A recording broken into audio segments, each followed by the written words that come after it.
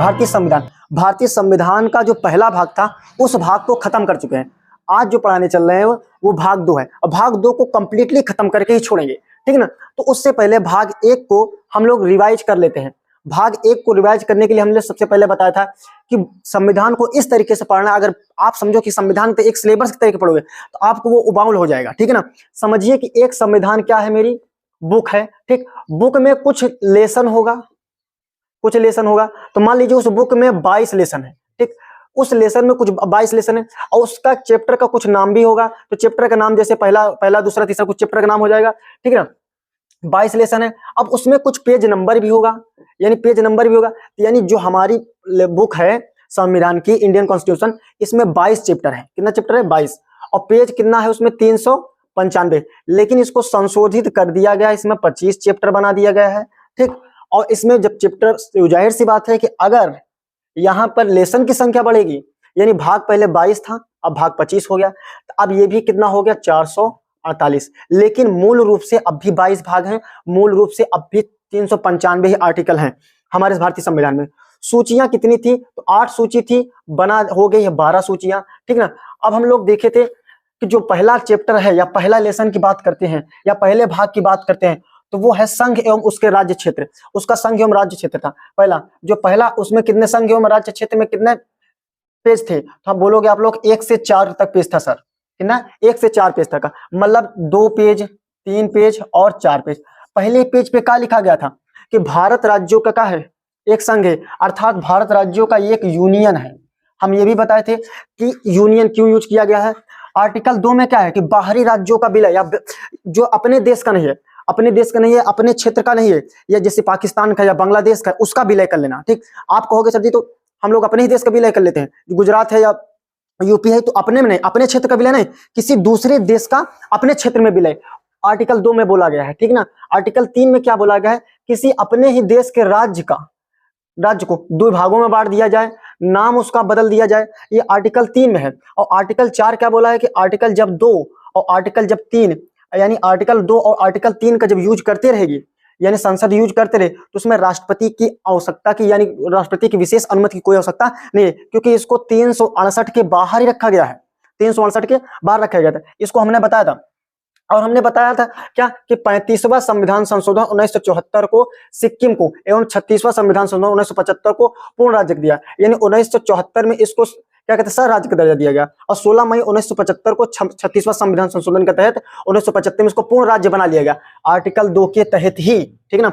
Article 2 के तहत ही हमने इसको विधिवत बारे में बताया था, ठीक। इसको एक बार क्विक रिवीजन फिर से कर लीजिए। यूनियन है, ठीक, विदेशी राज्यों का विलय, तीसरा अपने ही राज्य का नाम बदल देना, उसके सीमा क्षेत्र में परिवर्तन कर देना, और आर्टिकल 4 क्या है कि अगर आर्टिकल 2 और आर्टिकल 3 यूज करता रहे तो इसमें कोई विशेष अनुमति की आवश्यकता नहीं थी राष्ट्रपति की, ठीक। आज हम लोग देखने चल रहे हैं नागरिकता।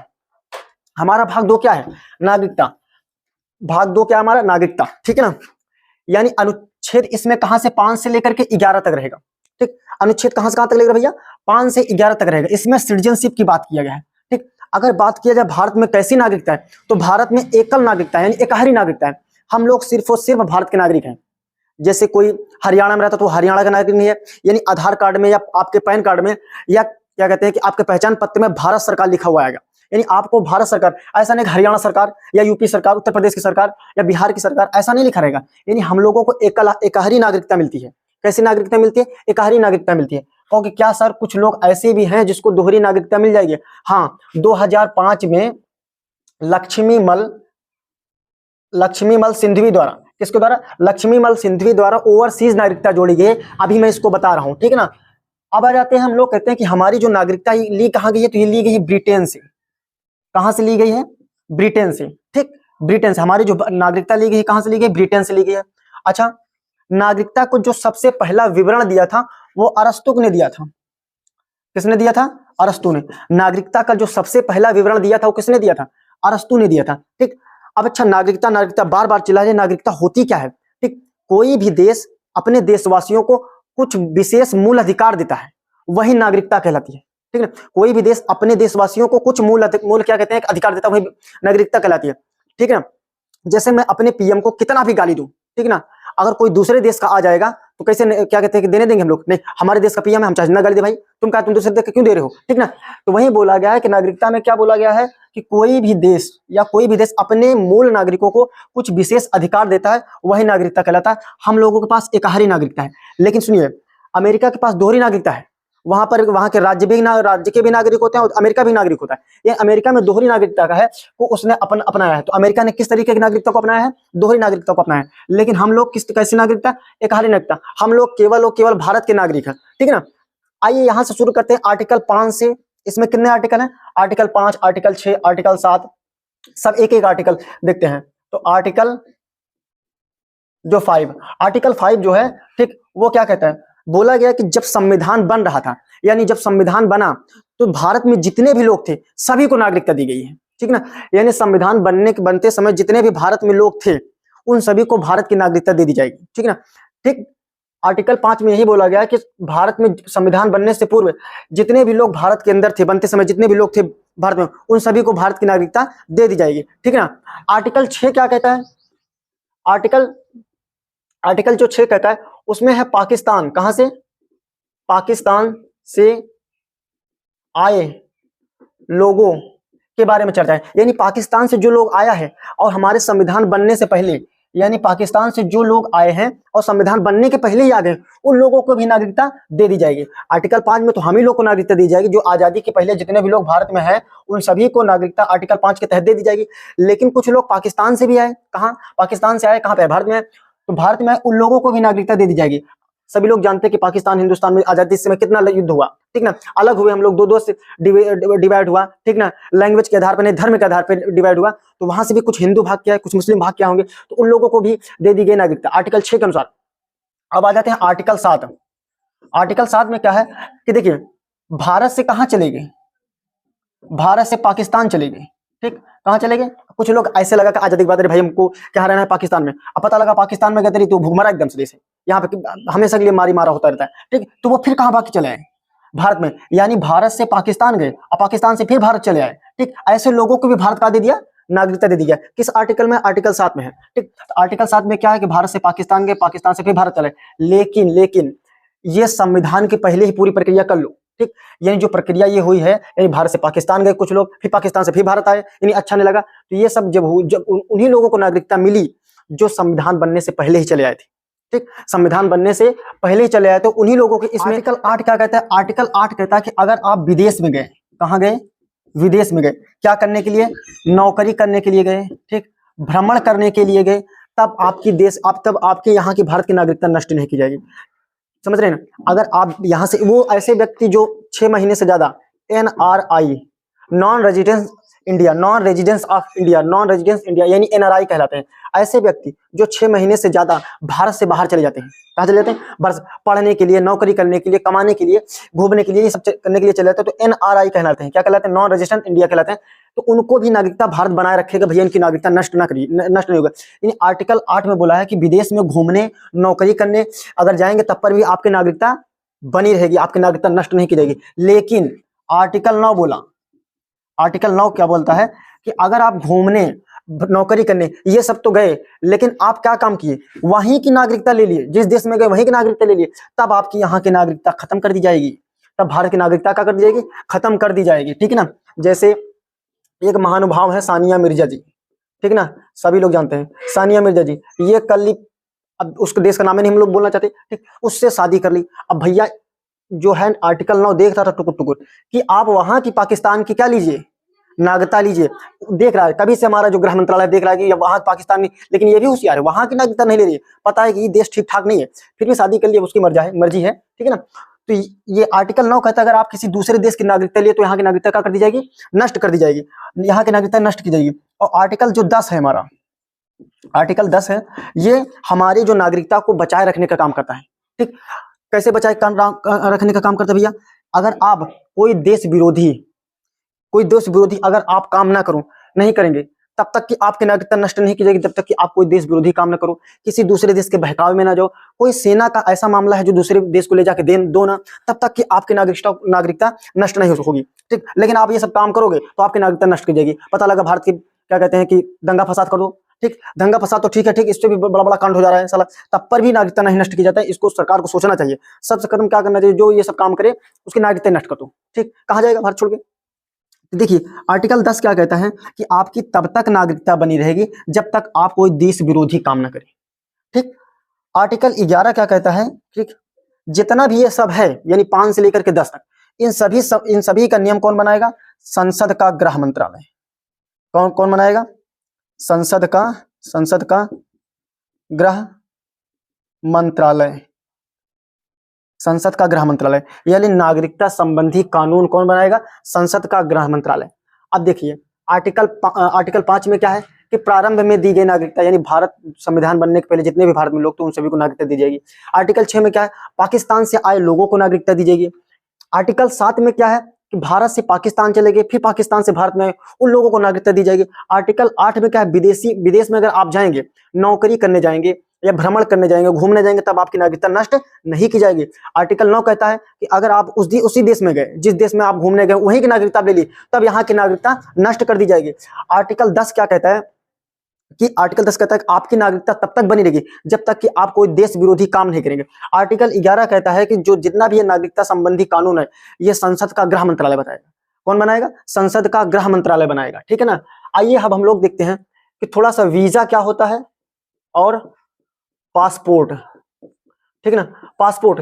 देखिए वीजा जो भी विदेश जाता है उसके लिए ये दोनों चीजों की आवश्यकता होती है। वीजा, पासपोर्ट जो होता है अपने देश से ही अनुमति लेना होता है। पासपोर्ट जब बनाता है ना कि अपने देश से अनुमति लेता है कि हम किसी दूसरे देश में जा रहे हैं, और वीजा वो होता है जिस देश में जा रहे हो उस देश से अनुमति है। ठीक, मेरी बात समझेंगे नहीं समझे। जैसे आप लोग पेपर देते हैं तो पेपर में आप लोग को एडमिट कार्ड मिलता है, तो एडमिट कार्ड मिलता है, एडमिट कार्ड दिखा के आप कहाँ जाएंगे, स्कूल में, जिस स्कूल में आपका सेंटर गया पेपर देने वहां पे जाएंगे, तो मान लीजिए वो आपके लिए वीजा हो गया। ठीक है ना, और आप इसी स्कूल से यानी घर से जाएंगे या कुछ भी लेकर जाएंगे तो वहां पर भी तो कुछ दिखाएगा, यानी भारत से निकलने के लिए आपको क्या चाहिए, पासपोर्ट चाहिए। और जिस देश में जाएंगे वहां उस देश के लिए क्या चाहिए, वीजा चाहिए। ठीक ना।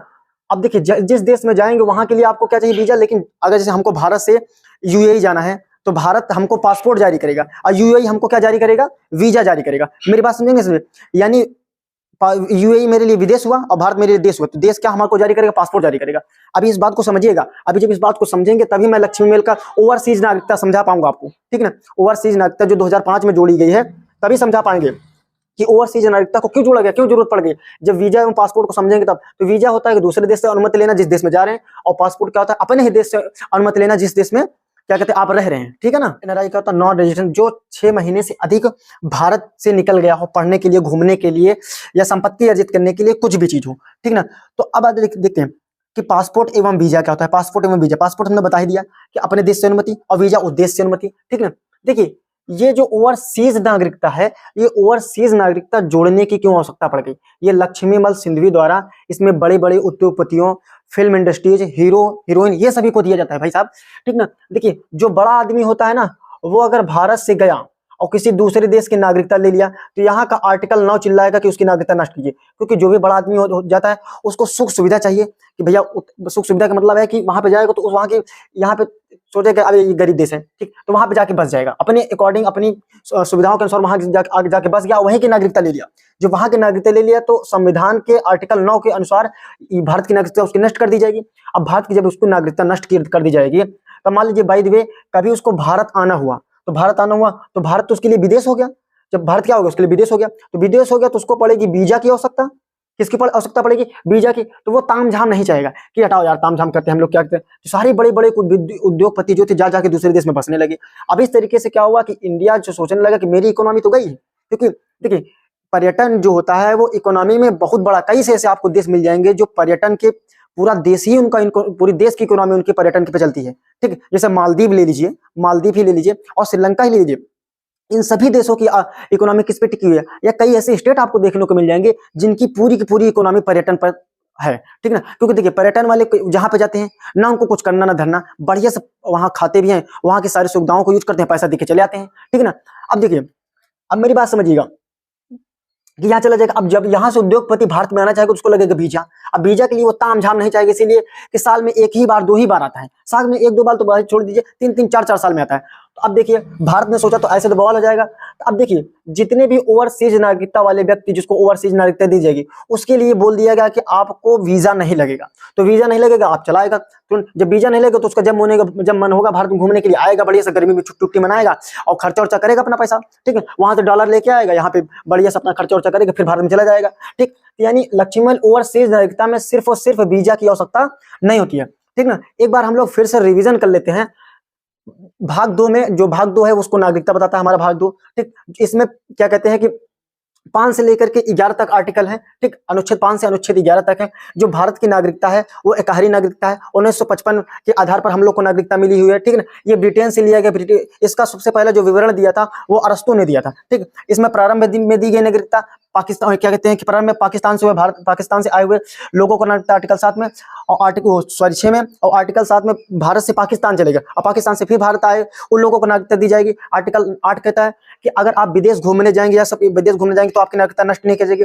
आर्टिकल 9 कहता है कि आप किसी दूसरे देश की नागरिकता लेंगे तब आपकी नागरिकता नष्ट कर दी जाएगी। आर्टिकल 10 कहता है कि आप कोई देश विरोधी काम करेंगे तब पर भी आपकी नागरिकता नष्ट हो जाएगी। आर्टिकल 11 कहता है जितना भी नागरिकता संबंधी कानून हो कौन बनाएगा, संसद का गृह मंत्रालय यानी मोटा भाई, ठीक है ना, अमित शाह, ठीक। अब देखिए हमको जो नागरिकता मिलती है 1955 के नियम के आधार पर मिली है, यानी भारत की नागरिकता प्राप्त करना चाहेगा आदमी तो किस तरीके से प्राप्त कर सकता है। तो देखिए पहले होता है जन्म के आधार पर, जो था 1955 में जन्म के आधार पर, भारत जन्म के आधार पर यह नियम था कि भारत में जन्म लेने वाले सभी को क्या दे दी जाएगी, नागरिकता, भारत की नागरिकता दे दी जाएगी, ठीक है ना। लेकिन 1986 में क्या किया गया, इसमें संशोधन किया गया कि माता पिता में से कोई ना कोई आपका यहाँ पे भारत का होना चाहिए तभी आपको भारत की नागरिकता मिल सकती है, ठीक है ना।